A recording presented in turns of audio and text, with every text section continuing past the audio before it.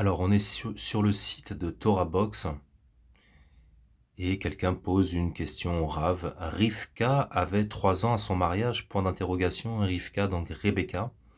Question de Eric. Shalom. Comment se fait-il qu'Isaac prit Rebecca comme épouse alors qu'elle n'avait que 3 ans, comme le dit Rashi?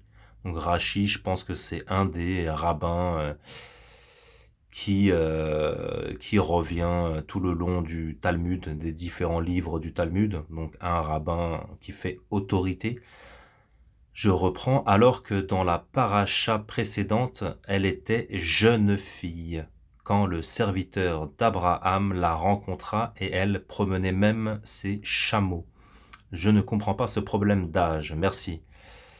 Alors, réponse.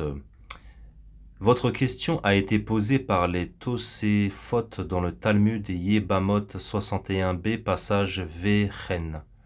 La réponse qu'il propose est qu'il s'agit de midrashim dont les auteurs ont des avis différents. Ceci est très fréquent. Le Maharal explique dans ses ouvrages qu'il ne s'agit pas toujours d'avis différents, mais de plusieurs facettes d'un même enseignement.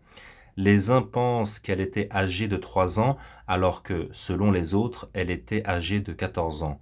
Selon le premier avis, il faut faire appel aux détails figurant dans la réponse qui suit.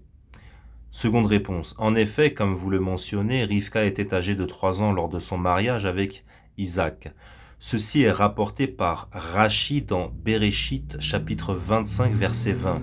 Comme vous le soulignez, Rivka Imenu est qualifiée de Nahara, jeune fille, dans Bereshit, chapitre 24, versets 16, 28, 57. Ces détails ne sont absolument pas contradictoires. Je vous invite à remarquer l'orthographe du mot Nahara dans les 3 versets. La lettre E, He, ne figure pas à la fin du mot Nahara. À chaque fois, il est écrit au lieu de...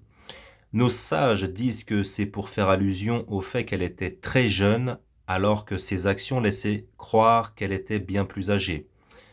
Voir Talmud, Ketoubo 44b et Maharam Shik, question 490. Je suis à votre disposition. Be'ezrat Hashem pour toute question supplémentaire. Qu'Hachem vous protège et vous bénisse.